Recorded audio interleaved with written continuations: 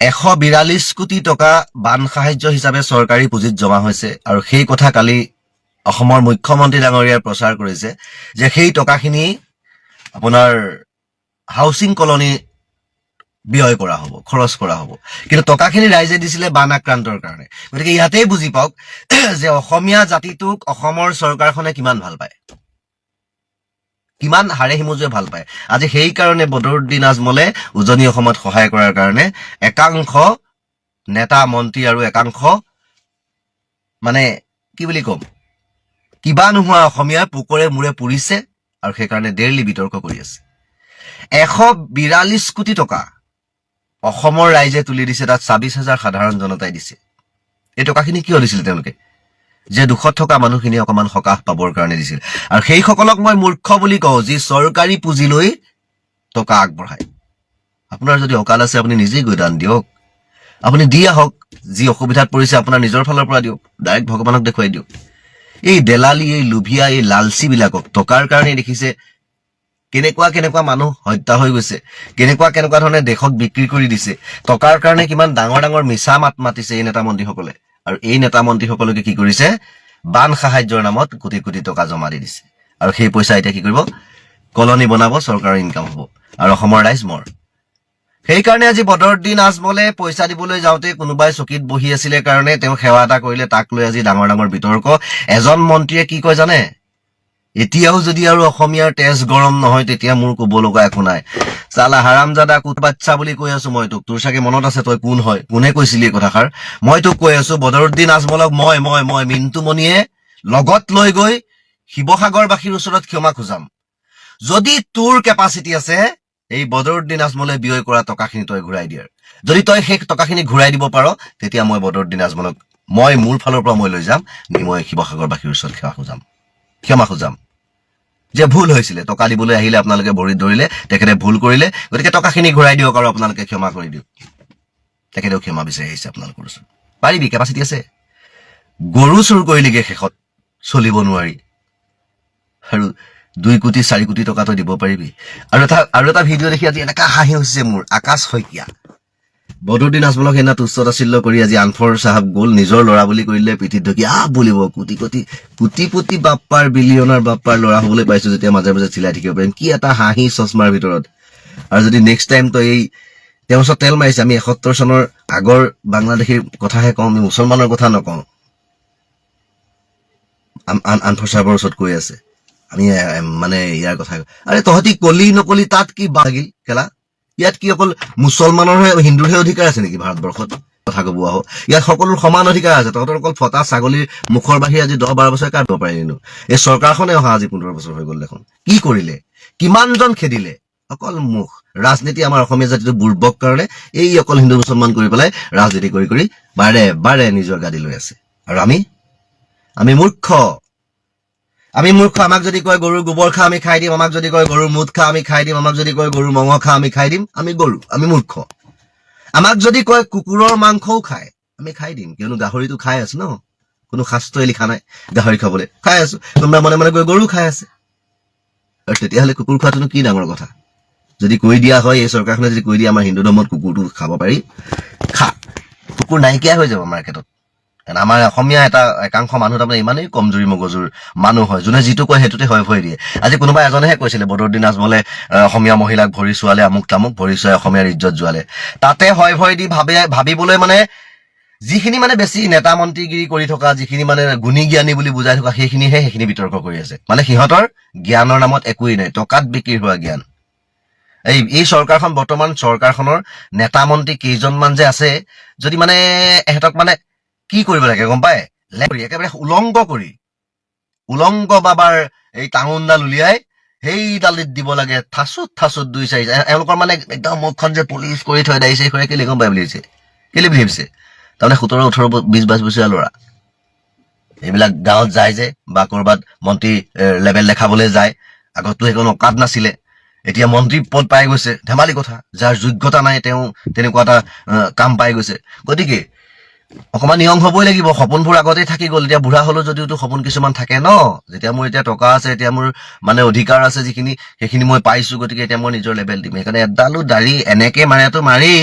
আকৌ এনেকেও মাৰি দিয়ে মানে উল্টাই যাতে ওলোৱাই নাই মোৰ দাড়ি গজাই নাই এনেকুৱা হিচাপৰ চাব আমাৰ এই বৰ্তমান চৰকাৰ নেতা মন্ত্ৰীবিলাকৰ মুখবিলাক পলিচ সৰু সৰু ল'ৰা মানে এওঁলোকৰ কণ্ডিশ্যন হ'ল নাৰীক সহায় কৰাৰ মানে এই নাৰীৰ কাৰণে আঁচনি দিয়া মানে আচল কথাটো কি হ'ল ঘৰখন নাৰীয়ে চলায় নে পুৰুষে চলায় মই সুধিছো ইনকাম কোনে কৰে অসমীয়া জাতিৰ মানুহবিলাকে পুৰুষে কৰে নে নাৰীয়ে কৰে গতিকে কোঅপাৰেটিভৰ ৰেচন কাৰ্ডখনৰ পৰা ধৰি আঁচনিলৈকে নাৰীক দিলে আৰু নিজৰ মুখ বেলেট মাৰি 17-18 বছৰীয়া ল'ৰা নিচিনা পলিচ মাৰি থলে তাৰ অৰ্থটো কি এইসকল গুণ্ডা কাৰণে আজি দেশত ধৰ্ষণ হত্যা চলি আছে এই গুণ্ডাসকলৰ কাৰণে আজি এওঁলোকক দেখি আচলতে একাংশ নালায়ক হৈ গৈ আছে কিন্তু এওঁলোককো আমি ভালকে চিনি পাওঁ নহয় এওঁলোক কোনো ধোৱা তুলসী পাত নহয় নেতা মন্ত্ৰী হ'ল বুলি এওঁলোকৰ মানে হাগাটো কেতিয়াও মানে পাৰফিউমৰ গোন্ধ নাহে হাগাই গোন্ধাব এওঁলোকৰ পেট আৰু গেলা গোন্ধাব এওঁলোকৰ হাগা গতিকে এওঁলোকৰ পকৰৰ ফুপত ভলুকা মাহ ভৰাই দাঙি দিব লাগে ইমান জ্ঞান লৈ পেলাই তহঁতি ৰাজনীতি কৰি আছে নেকি চালা কুত্তাৰ বাচ্চা তাৰ বাহিৰে কি ক'ম আৰু কি বুলি ক'ম আৰু তাৰ বাহিৰে মই আজি এজনে আকৌ শিৱসাগৰৰ কোনোবা এজন ওলাইছে কৈ আছে বদৰুদ্দিন আজমলৰ এইবিলাক মানে সহ্য কৰা নহ'ব উজনি অসম এৰিব লাগে শিৱসাগৰ এৰিব লাগে আচ্ছা তইতো শিৱসাগৰ হয় হাৰামজাদা এই বানত পৰি থকা মানুহখিনি যেতিয়া ককবকাই আছে তই তেতিয়া ক'ত আছিলি কুকুৰৰ পোৱালি কেলা ক'ত আছিলি তই হাৰামজাদা চশমা এখনি পিন্ধি কুকুৰে মুতি চকুৰে নেদেখা কৰিলেই এতিয়া মানুহে মুতি তোৰ মাত নোলোৱা কৰি দিব পাৰি বুজি পালি তই এনেকুৱা কুকুৰৰ পোৱালি তই চালা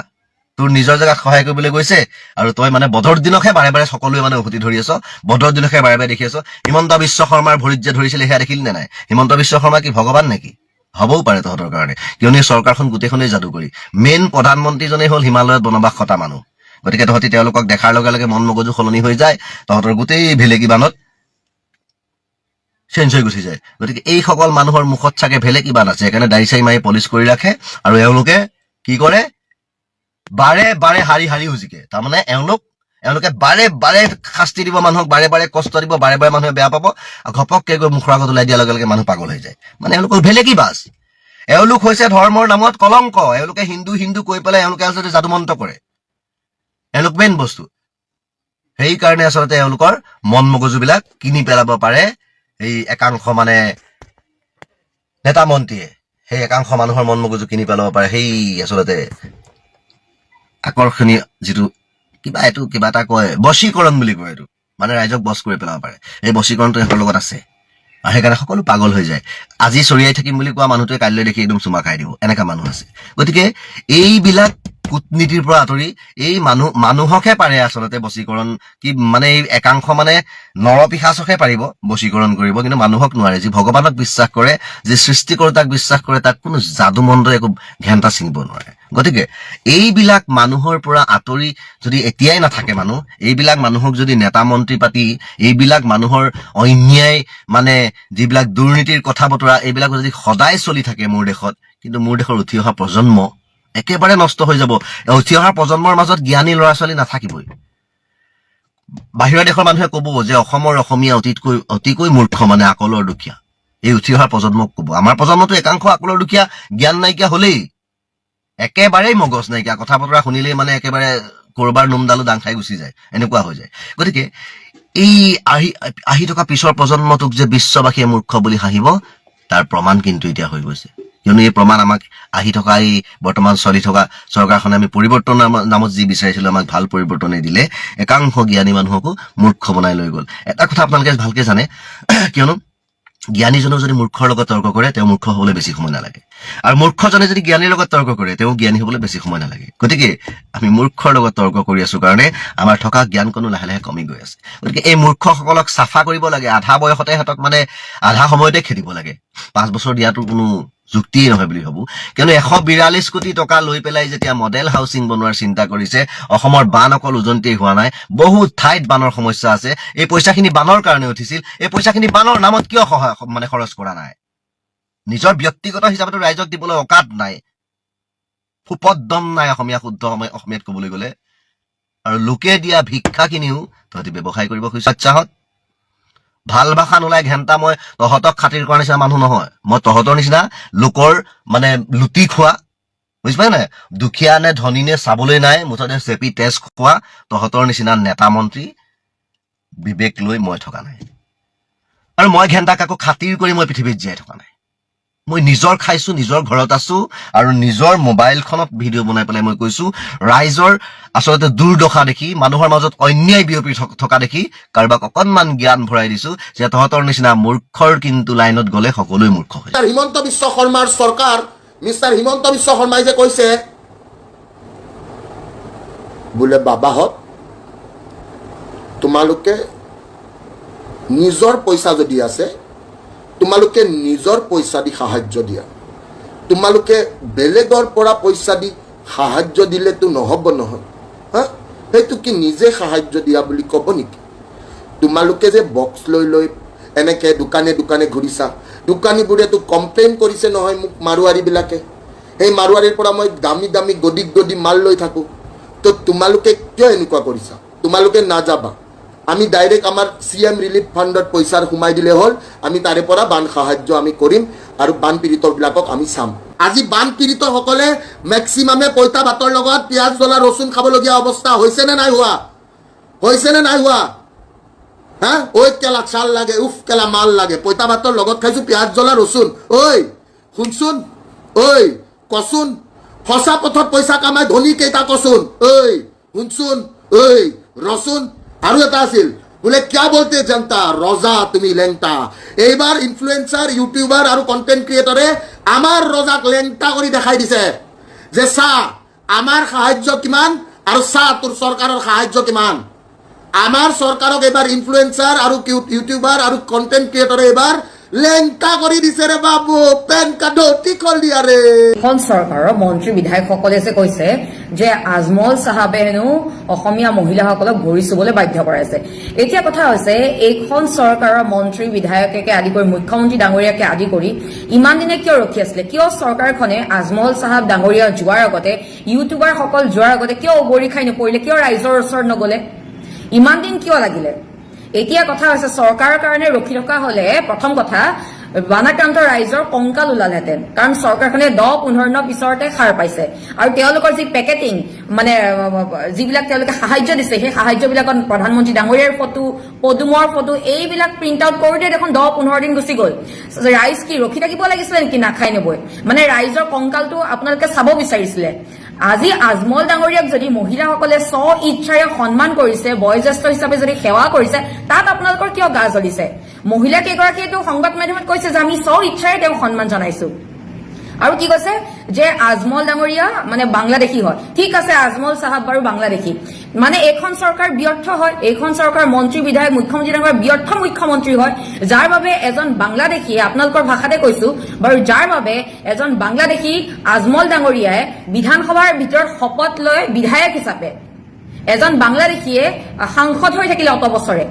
তেন্তে এইখন চৰকাৰে কি কৰি আছে মুখ্যমন্ত্ৰী ডাঙৰীয়াই ৰাষ্ট্ৰীয় সংবাদ মাধ্যমত কৈছিলে যে তেওঁ হেনো ৰাতিৰ আন্ধাৰতে বাংলাদেশী খেদে আৰু ফটোবিলাক নিজৰ ফেচবুক একাউণ্টত ব্লাৰ কৰি দিয়ে ৰাতি আন্ধাৰত সেইকাৰণে বাংলাদেশী খেদিব নালাগে ৰাইজে দেখাকে খেদিব লাগে তেতিয়া আজমল ডাঙৰীয়াও আজি ইয়াত নাথাকিলেহেঁতেন বাংলাদেশত থাকিলেহেঁতেন যদি আজমল ডাঙৰীয়া বাংলাদেশীয়ে হয় তেনেহলে প্ৰথম কথা এইটো উত্তৰ দিয়ক যে বিধানসভাৰ ভিতৰত কেনেদৰে বিধায়ক হিচাপে শপত গ্ৰহণ কৰিবলৈ পালে এতিয়া আপোনালোকৰ এইখন চৰকাৰ মন্ত্ৰী বিধায়কৰ লাজ লাগিছে অসমীয়া মহিলাৰ স্ব ইচ্ছাৰে তেওঁ সন্মান কৰাৰ কাৰণে ভৰি চোৱাৰ কাৰণে আপোনালোকৰ লাজ লাগিছে তেনেহলে সেই লাজ ক'ত গ'ল যিটো সময়ত আঁচনিৰ নামত যে মহিলাসকলক সাৱটি ধৰাগে চুমা খাইগে মুখ্যমন্ত্ৰী ডাঙৰীয়া দেখোন নিজে এটা ভিডিঅ'ত কৈছিলে যে মোৰ হাতৰ আঁচুৰ খাই গৈছেগে এইবিলাকত লাজ নালাগে যিটো সময়ত ৰাষ্ট্ৰীয় সংবাদ মাধ্যমত আমাৰ অসমীয়া মহিলাসকল য়োগাৰ নামত যে কেনেকুৱা ধৰণৰ ভিডিঅ' ভাইৰেল হৈছিলে সেইবিলাকত লাজ নালাগিলে আপোনালোকৰ প্ৰপাৰ ড্ৰেছ এযোৰ দিব নোৱাৰিলে য়োগাৰ কাৰণে তেতিয়া আপোনালোকৰ লাজ নালাগিলে সিদিনা দেখোন বানাক্ৰান্ত ৰাইজে মুখ্যমন্ত্ৰী ডাঙৰীয়াক ভৰিত চুই সেৱা কৰা আমি দেখিছো সেইবিলাক কি লাজ নালাগিলে আপোনালোকে বাংলাদেশী খেদাৰ কথা কয় এতিয়া মানে আপোনালোকৰ কৰ্মকাণ্ডবিলাক দেখি এনেকুৱা লাগিছে বাংলাদেশী খেদা মানে আপোনালোকৰ এনেকুৱা ধৰণৰ ফেন জ্বলাই ঘৰ সাৰা আৰু অসম চৰকাৰে বাংলাদেশী খেদা একেই কথা আজমল চাহাবক বাংলাদেশী কৰাৰ আগতে নিজে নিজকে সোধক এগৰাকী বাংলাদেশী কেনেদৰে বিধায়ক হ'বলৈ পালে কেনেদৰে সাংসদ হৈ থাকিবলৈ পালে লাজ লগা নাই আপোনালোকৰ মহিলাসকলক যে আঁচনিৰ নামত যে ইমান যে মানে চুমা খোৱাৰ পৰা সাৱটি ধৰাৰ পৰা ভিডিঅ' কৰে লাজ নালাগে আপোনালোকৰ তেতিয়া লাজবিলাক ক'ত যায় আজি ইউটিউবাৰসকলকো আপোনালোকে বাদ দিয়া নাই আজি ইউটিউবাৰসকল যদি ওলাই নাহিলেহেঁতেন আজমল ডাঙৰীয়া ওলাই নাহিলে বিভিন্ন যোনে যেনেকে পাৰে সাধাৰণ ৰাইজ যদি ওলাই নাহিলেহেঁতেন বানাকান্তৰ ৰাইজৰ কংকালটোহে বাচি থাকিলেহেঁতেন কাৰণ আপোনালোকৰতো ফটো প্ৰিণ্ট আউট কৰোঁতে পলিথিনত প্ৰিণ্ট আউট কৰোঁতে বহুত টাইম লাগিছে মেইন ইছ্যুৰ পৰা কিয় ডাইভাৰ্ট কৰিছে সকলো বাদ দিয়ক প্ৰথম কথা হ'ল যে আজি আজমল ডাঙৰীয়াৰ ওচৰতনো কিয় হাত পাতিবলগীয়া হ'ল সেইটো কথা কওক ইউটিউবাৰসকলনো কিয় আহিবলগীয়া হ'ল সেইটো কথা কওক বানপানীৰ কাৰণটো কওক ইছ্যু ডাইভাৰ্ট নকৰিব কয়লাৰ চিণ্ডিকেটৰ আঁৰত কোন বালি চিণ্ডিকেটৰ আঁৰত কোন শিল খননৰ এইবিলাক যে কৰি আছে এইবিলাকৰ আঁৰত কোন এইবিলাক কথা কওক বানপানী হোৱাৰ কাৰণটো কওক চালে বেৰে কথা নক'ব লগতে কাজিৰঙাৰ যে ইক' চেন্সিটিভ জোন আছে 1 কিলোমিটাৰলৈ যে কৰিলে হ্ৰাস কৰিলে ইয়াৰ কাৰণ কওক কিহৰ কাৰণে ৰোড মেপ আছে চাইণ্টিফিক ৰিজন আছে ৰাইজক দেখুৱালে এইবিলাক কথা কওক চালে বেৰে কথা নক'ব ৰাইজ ইমান মূৰ্খ নহয়তো তেতিয়া আপোনালোকৰ লাজ ক'ত গৈছিলে আঁচনি নামত যে মহিলাসকলক যে ইমান যে মানে অলগুটি তলগুটি কৰিছিলে তেতিয়া আপোনালোকৰ লাজ ক'ত গৈছিলে বাংলাদেশী বুলি কয় আজমল চাহাব তেন্তে আপোনালোকে কি কৰি আছিলে বিধানসভাৰ ভিতৰত ব্যৰ্থ আপোনালোকে এখন চৰকাৰ ব্যৰ্থ মুখ্যমন্ত্ৰী ব্যৰ্থ মন্ত্ৰী বিধায়ক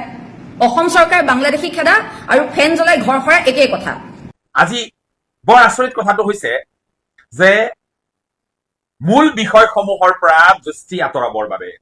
মূল বিষয়সমূহ আমি যিবোৰ কথা আলোচনা কৰিলো এই বিষয়সমূহ যাতে মানুহে আলোচনা নকৰে এই বিষয়সমূহ লৈ যাতে মানুহ সৰব নহয় তাৰ বাবে এতিয়া আমি দেখিছো যে ধৰ্মৰ ৰাজনীতি বানপানীৰ সৈতে সম্পৃক্ত কৰিব বিচৰা হৈছে বদৰুদ্দিন আজমলক মই এগৰাকী ৰাজনৈতিক ব্যক্তি হিচাপে আজি চাব বিচৰা নাই বদৰুদ্দিন আজমলে তাত সাধাৰণ মানুহখিনিক বানত ক্ষতিগ্ৰস্ত মানুহখিনিক সহায় কৰিম বুলি তালৈ গ'ল তাত হয়তো কাৰোবাক তেওঁ ধন বিতৰণ কৰিলে